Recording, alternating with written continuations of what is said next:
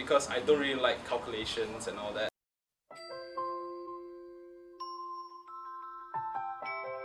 Hi, I'm Koming. Hi, I'm Daryl. My full name is Yap Jinming. So, for today's episode, we'll be having Daryl here, who's a second year in his LLB studies in MMU Melaka, which is Multimedia University. Daryl, can you tell us your story on pursuing law? For me, I was from the science stream of St. Xavier's, same as Kerming. I was a senior for 1 year. Science has never been something that I actually liked, like chemistry, physics, biology. Those things aren't any interest after studying them for so long. And maths isn't exactly my forte as well. So, having a slightly higher average marks in English, I think law is something suitable for me because I don't really like calculations and all that. So I think law, which is a course which does not require any calculations and whatnot, so I think it's a great fit for me lah. That's where I would start, and it seems like a lucrative career choice as well. So that's where I began to dive into law. So I found a lot of online brochures on like various universities on what they offer, scholarships and whatnot, and I found that MMU was the most viable option for me, as well as like for me I consider it as a shortcut because of the CLP exemption program. But then like the application for science materials, like how you study science will be you have to understand the concepts, and you have to apply the concepts as well. It also applies in law, so that helps out quite a bit. But definitely the language sense there, it helps a bit in understanding the concepts of law. Because the language that they use there is a bit deep, I'd say, and it may not be easily understandable for some people. It takes some time. Has it affected you in any way from coming from a science stream? I doubt there's any challenges of transition. It's basically learning something new again. It's just that arts, it's different than law in the sense that they have to learn business, accounting and the rest of that. But for law courses, we generally do not need to know them. So it's more on studying the actual concept of law itself directly. So there's no difficulties in transition of that. Like most of the time when you go to career fairs and you see all these universities who offer law, they will ask you whether you're proficient with the subject sejarah. Because there's a lot of memorization involved, correct? That is partially true. But then if you don't understand the concepts, you will never be able to memorize them in the first place anyways. True. Yeah, so there's no difficulties. Like, as long as you can understand, can memorize, can work it out, it's fine. Can you tell us like how is your course structured then in MMU? MMU's law program, there's actually like 5 years if you count in foundation. It's foundation 1 year, and degree will be 4 years. In the foundation, you learn basically all like surface level kind of things on law, like a bit of contracts, a bit of constitutional law, and how the Malaysian legal system works. And then only in degree you dive deeper into it. And for first year we have like contracts, legal skills, how to interview people and whatnot. Second year criminal, torts, Islamic law. Third year land law and the rest lah, you know. But for fourth year, because normally the regular law courses, they have 3 years only in total. Like BSc, they offer 3+0 programs kind of thing. But MMU has 4 years, where the fourth year is actually the CLP papers. It's like the civil procedures and also the criminal procedures. They will teach you everything there. That's why we are getting the CLP exemption. Like normally when people graduate from law degrees, you have to take a paper from the LPQB, the Legal Profession Qualifying Board, known as CLP. Right? To get that only you'll be able to cop to the bar and you can be a lawyer and whatnot. But MMU has this exception.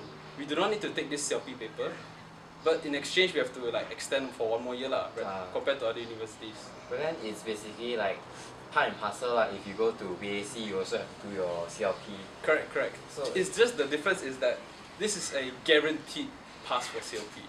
Sort of thing, yeah. Because you graduate with that exemption. Whereas for CLP, you get only a maximum of 4 tries.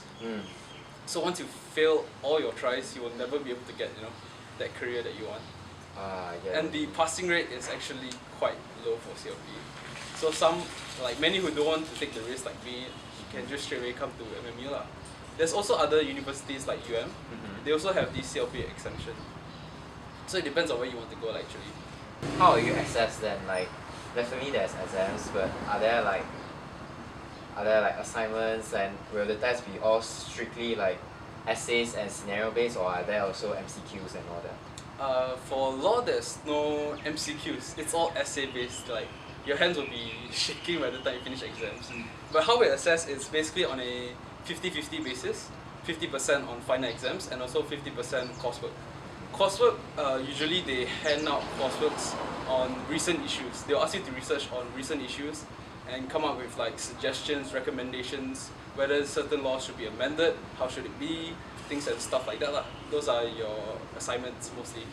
So for exams, it's fully written exams. We have like 4 questions to answer, 25 marks each, whatever not. And then the average number of pages that one will write for one question is about like 7 to 8 if you want to get great marks. Pain for your hand and your brain lah.